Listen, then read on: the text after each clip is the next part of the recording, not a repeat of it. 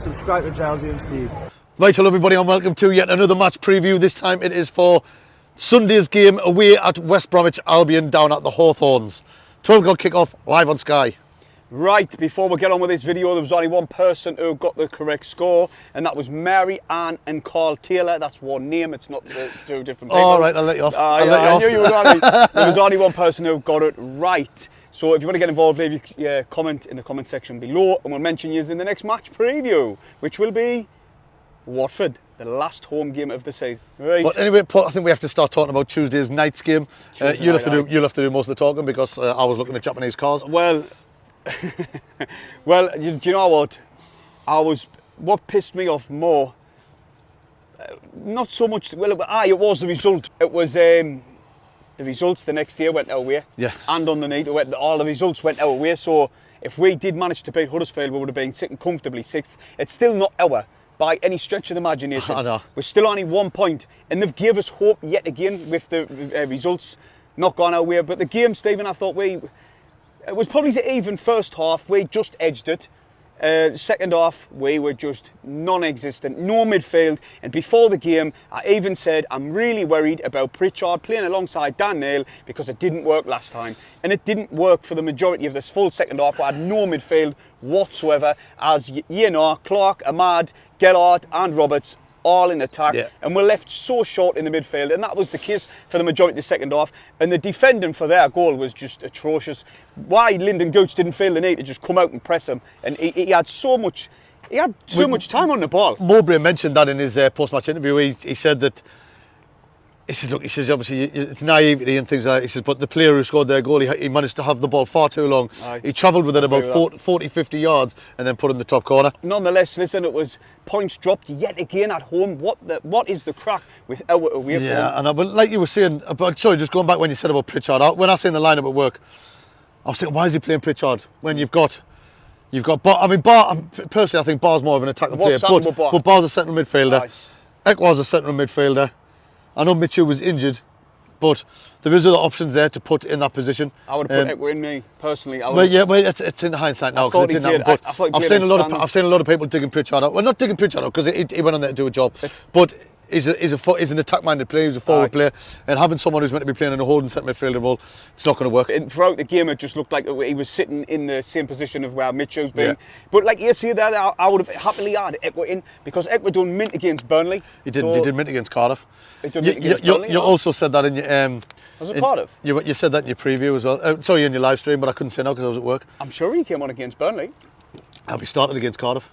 No, he started against Burnley, and he had an iffy game, and then Cardiff he smashed it. Remember when you went through the stats of his possession? He had 97% pass rate. I know he was just keeping it simple most of the game, but he done mint. That's fine. So for me, I think the lineup was wrong, and the in-game tactics, the second half was wrong. We've praised Mowbray time and time again for getting it right, but on that day he got it wrong. Yeah. And come against. I just hope that we've got Mitchell fit for. Well, Mowbray when he was doing his press conference for the Huddersfield game, he did say, he says we do have one person who looks like he's going to be injured, but he said I'm not going to say who because Warnock likes to man-mark people or pick on people. But he said the person should be fit. So I'm just sticking my notes. Should be fit for the Saturday's game or weekend game. Oh, good. Well, that fills us with a bit more confidence now. Right, before we move on to West Brom and Sunderland, I want to give a massive shout out to one of our viewers. I know the lad, I know his family, a great family, a lad called Philip Scott. He's had a tricky life so far, and on Tuesday the 25th he's going in for life-changing surgery. I know he watches me and Paul all the time because his dad constantly has a go at him or has a go at me because he can hear my voice not only at my bed's football matches, but he can also hear it in the house. So Philip, thanks for watching, we really do appreciate it. Cheers, Philip, and we honestly wish you all the best for your operation on Tuesday, and I can't wait to keep on giving you more videos to watch in the house to annoy your dad with. So cheers, all the best, Philip, mate. Good luck. Good luck, mate. Right, moving on to West Brom now. West Brom, they're in contentions for the playoff spot. They're currently sitting in 7th place with a game in hand on us. Yep. The 7th, like I've just said, they're on 63 points, we're on 62, but like I said, they've got a game in hand. This season they've won 17, drew 12, lost 13, and they've scored 54 and conceded 45, which gives them a goal difference of +9, which is also the same as us. So this game is vitally important.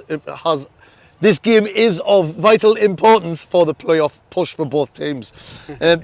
I'm surprised to see them up here, if I'm honest with you, because the start of the season, shockingly, they were right Why? I'm going to get there, Paul. I'm going to get there. Just bear with me. Patience is a virtue. They started off horrendously. They were right down in the bottom three, around the bottom three, and everyone was thinking, "What's going on here? What's going on?" But of course, that was all courtesy of Cabbage Head, the good old famous Steve Bruce. All right, so they got rid of him, unfortunately, and then they brought in Carlos Corberan, if that's how you pronounce it, and he's had them work on wonders. He's playing brilliant football, and now they're up battling for the playoffs with us and another 8 teams.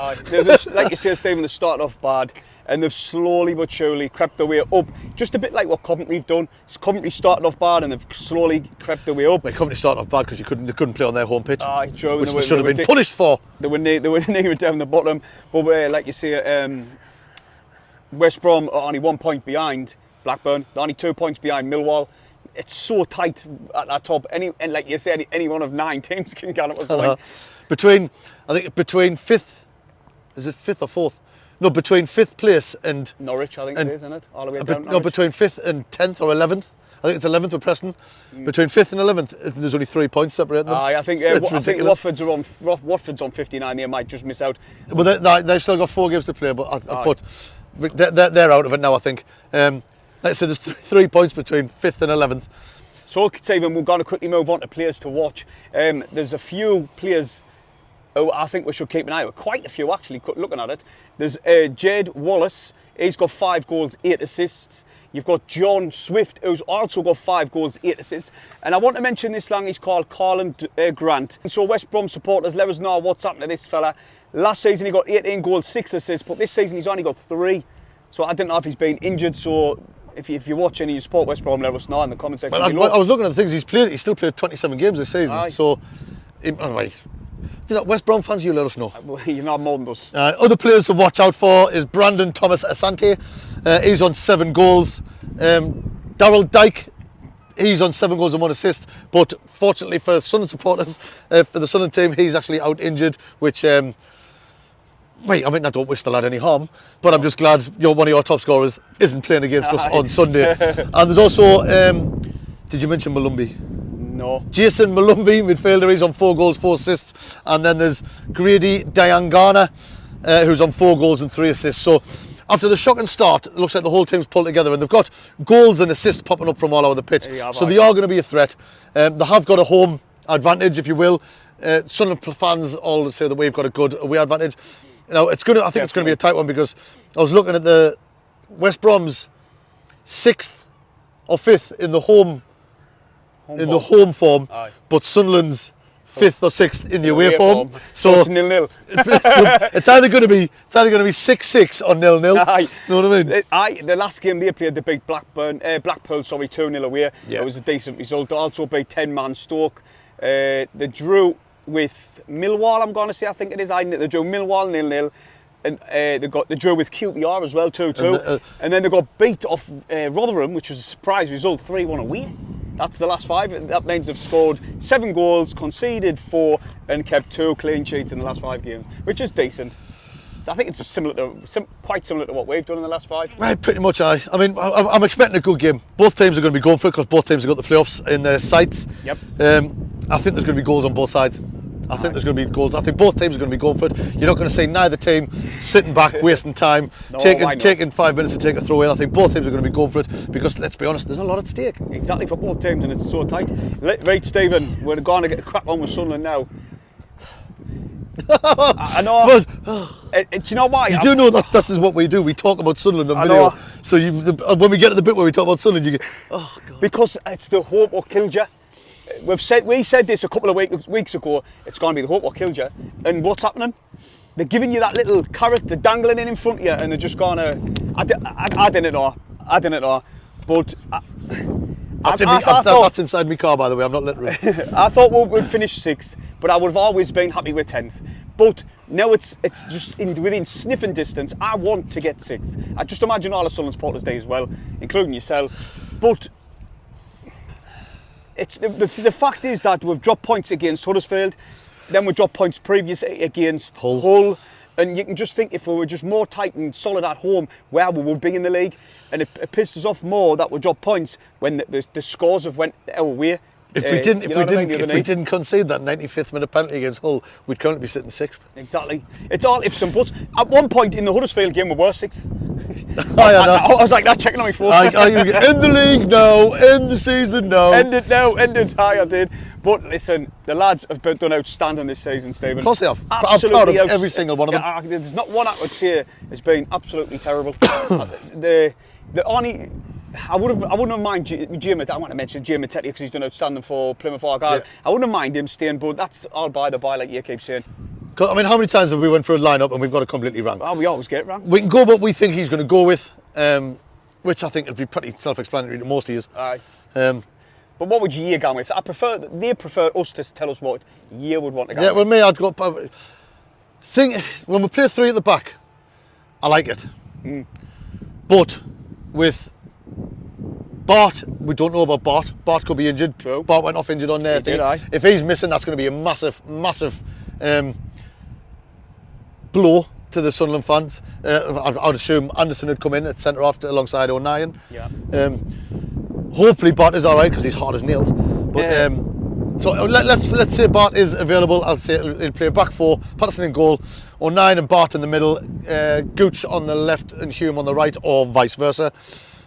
If Mitchell's available, it's got to be Neil and Mitchell in the middle, and then Clark, Ahmad, Roberts, and Joffy up front. That's what I would go for. That's exactly what I've gone for. Like you say, if Mitchell's available, Mitchell will definitely be in. Yeah. If he's not, Ekwa. If he's not Ekwa, 100%. That's exactly what I was going to say. If Bart's not available, Anderson straight in. Yeah. Same lineup as me. Oh, then again, is Serkin available again? Aye, he should be. Aye. Because it was only 1 match suspension, wasn't it? Serkin's available. Aye. I mean, unless his nose is still bleeding. Because if Serkin's available, no, it was the red card, wasn't it, man? Yeah, I know that, but also his nose was smashed in off the forearm from Chong. He just received concussion, just got back from concussion and all. But he wasn't knocked out, so I don't think it's concussion treatment. If Serkin's available, that could change things. Because if Bart and Serkin's available, then he could go to the back 3. Just goes to show you, though, we can never get this scoreline right. The lineup, sorry, we never get it right. One thing, I mean, obviously our game's 12 o'clock on a Sunday. I hate 12 o'clock games on a Sunday. I hate it. But Sunday is a very important day. St George's Day on Sunday. Obviously, you all knew that, being patriotic Englishmen, British people as well. You know what I mean? I bet you for all those of you who are out celebrating Paddy's Day and don't celebrate St George's Day, get a grip. I didn't celebrate St Patrick's Day, to be honest. I think it's just an excuse for a piss up for most people, man. We're from Sunderland. We don't need an excuse for a piss up. Yeah, but no, St George's Day on Sunday, Sunderland. But also, most of the teams will have played. So we'll know where the standings are. We'll know if will I? I forgot to mention West Brom's last games are Sheffield United. Couldn't think that. Norwich and Swansea away, like after us. You know what I mean? So it's going to go at the end of the season. You've been saying it for a while now. It's going to go down the last game. It is. It's going to go to Preston. I hope it's not. I hope a load of teams fuck up and then we can manage to put points on the board and cement that 6. But it's just that way. We all got the outside chance. There's other teams what's in better positions than us. Oh, of course there is. Like I say, West Brom and Blackburn's both got a game in hand on us and they're both above us. It's going to be a hard game. Football's a funny old game. Aye. Well, that's about it. Unless you want to add anything. Oh, yes. What? Today is my wife Rachel's 40th birthday.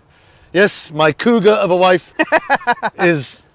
I am a tomboy because I'm still in my 30s, and she is turning the big 40 today. So happy birthday, Rach! Love you loads. Happy birthday, Rach! But me and him's doing a live stream. We're together for the live stream for the first time in quite a while. Yeah. What it feels like it. All right. So please come on the live stream, drop in the chat and say hello.